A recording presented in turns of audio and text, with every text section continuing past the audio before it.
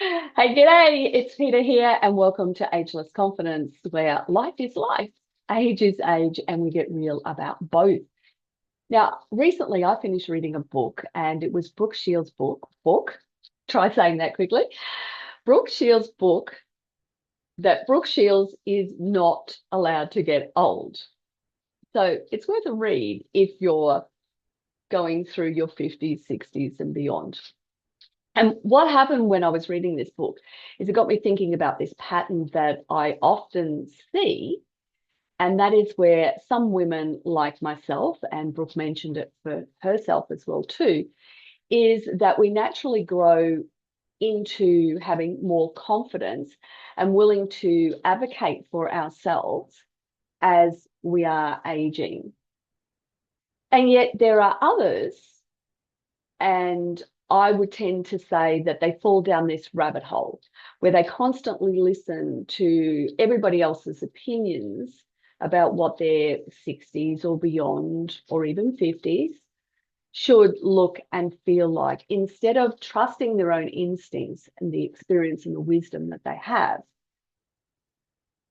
And this matters because if we don't figure out how to believe in ourselves at this stage of our life, we can actually miss out on some of the most empowering years that we have ahead of us. And trust me, I really do have some thoughts about why this happens and what we can do about it as well too. So let's dig into it. Firstly, I want to start with some research that really matters. And Brooke Shields mentions this. It is this research that adults follow this U-shaped curve when it comes to happiness. And for women, we tend to hit the bottom of that U around our 40s. And then we start to climb in up that U. And the research suggests that we naturally become more confident and less concerned about others' opinions as we age. And I see this quite a lot with the women that I work with. But here's what I also see. Women who are in their 50s and beyond, they're still stuck in the bottom of that U. And they're constantly complaining and whining about their situation. And yet they have all the tools that they need to change things, but they don't use them.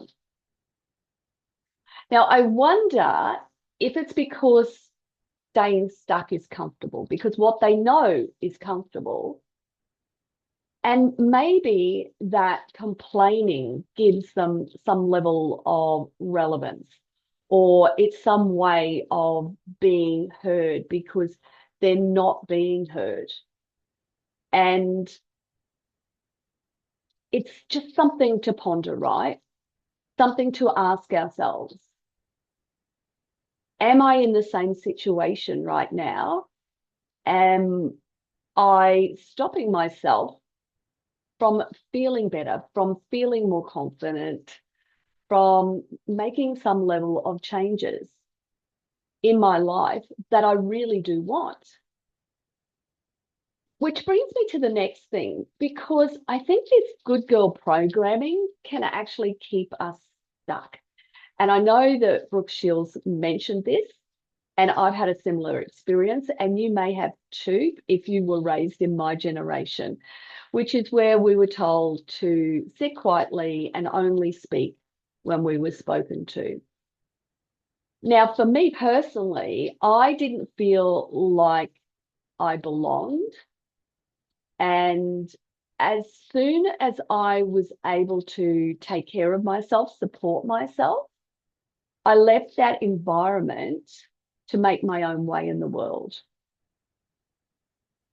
And that was because I had spent so long just sitting there waiting for someone to see me, waiting for someone to hear me, that I just felt like I had nowhere to go. And I broke out of that feeling, that comfort that I had, that known thing where deep down I'm complaining all the time that I want it to change. I want someone to pay some attention to me. But I finally realized that the only way that I could do something, and this is at the age of 15, right?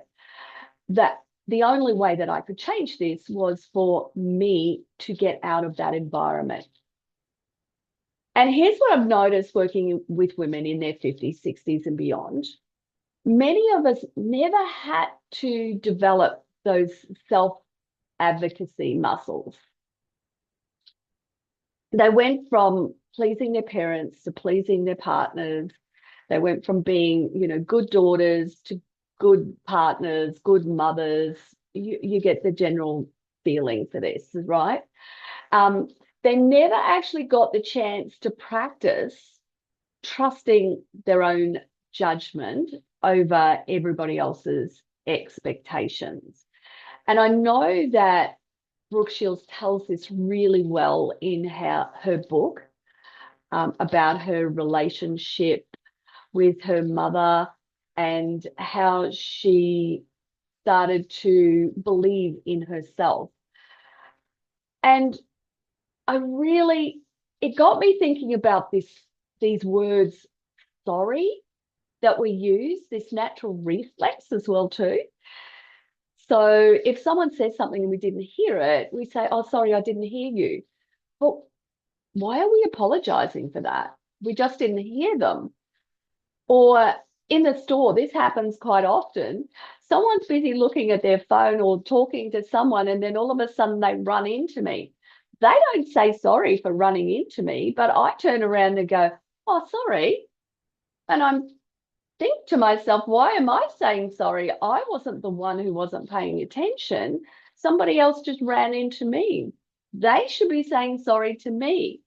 And it's as if we apologize for even existing or taking up some level of space and for having some needs in life. At some point, we are all going to face where we can stand up for ourselves. I call this the self-advocacy challenge. And I see this a lot where women complain about, my shoulder hurts or my knee's giving me trouble or my hip's sore. You get the general gist of this. Or maybe it's like I can't sleep through the night. I'm waking up constantly. And then there comes this automatic response at the end of it, which is, oh, but I don't want to complain about it.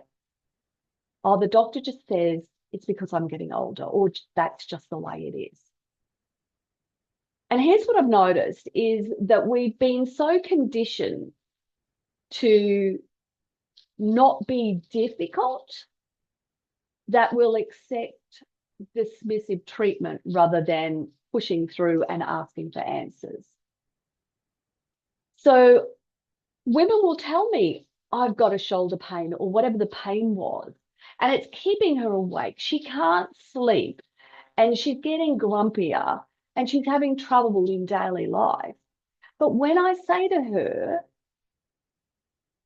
what did the doctor say? Did you go to the doctor? I might get, oh, no, I don't want to complain. I haven't been to the doctor. Or, oh, yeah, I mentioned it to the doctor and he just said it's wear and tear. And if I ask more questions about what happened, what did they explore, it's basically nothing. It's like they're being dismissed.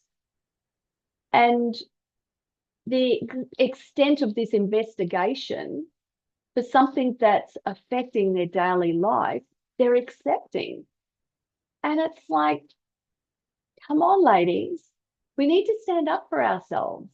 We don't have to be in people's faces, but we certainly have the right to stand up for something that's causing us some level of discomfort in life and affecting how we live and move through daily life, right? You agree with this?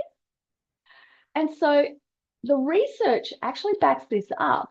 Only 1 in 5 OBGYN residents have any type of menopause training, And what we're talking about here is women over the age of 50. So, we're postmenopausal, or we're just, going through it and we're really in the pointy end of it. 1 in 5, right? That's just so low. And less than 1% of women's health funding goes to menopause research.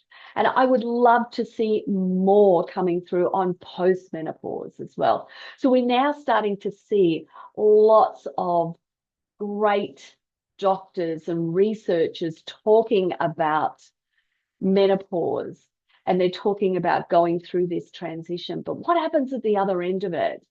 That's what I see. I see all these aches and pains and all these women trying not to complain, not to feel like they're, whinging basically about something that's happening with their body. And yet, if they understood what goes on through those menopausal years, they'd be very much aware of what's happening to them. And particularly if they were going to someone who could help them transition through this time better and understand it better, then what's going to happen is they can find something that's going to help them. And I just wish that that can start to happen.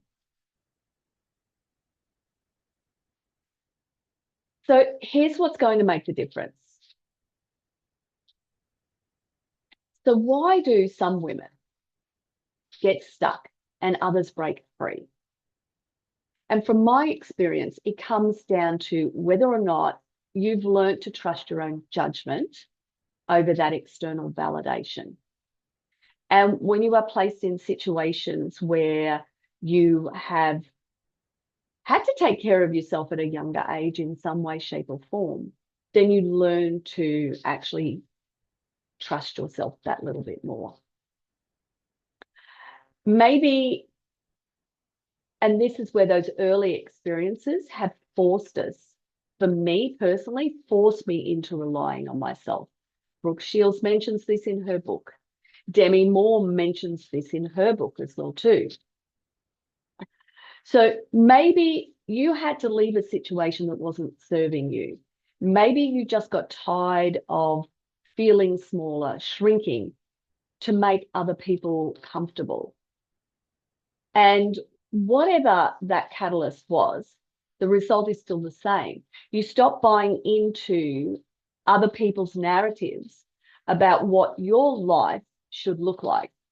When you stop listening to that cultural noise about being over the hill, and you start to trust your own experience, your own wisdom, your own knowledge, you realize that you're not declining, you're just getting started. And it's a very different chapter in life. And I know this personally. How I felt in my 40s was very different to how I felt in my 50s. How I feel in my 60s is very different to how I felt in my 50s. And I'm aware of what my body is telling me, but I don't necessarily accept it. I work with what I need to work with that I can't change, but the things I can change, I take those steps forward to making those changes. I like to finish up with a move moment. Now, a move moment is something for your mind or your body where you can do it basically right now and take some type of action. And this action this week is to pay attention to how many times you say those words, sorry. You don't need to do anything, but just start to notice it. Do you catch yourself in a situation where you just automatically say, oh, I'm sorry, I didn't hear you. Or I'm sorry because you walked into me? Like, seriously, if you're saying, sorry, I didn't hear you, just say, could you just repeat that, please? Because you don't have to be sorry for it. You just didn't catch it. So remember this, your age is your age. And there is nothing just about that number. I often see, I often hear those words, age is just a number. And it really makes the hairs on my skin stand up and prickle, because it's really, there is no just. It is a number, it is our age, and it represents the years of experience that we've had, the challenges that we've overcome, the lessons that we've learned, the highs, the lows, the brilliant moments. And there's nothing just about that. So we don't want to let anyone, including ourselves, downplay any aspect of that. The freedom is on the other side, the side where you believe in yourself. And that's incredible. You don't need to fall down other people's rabbit holes. You just need to start writing your own story and believing in yourself.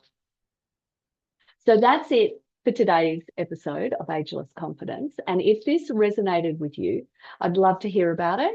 Share it with a friend who might need to hear this message today. Until next time, be forever fit and forever fabulous. See you soon.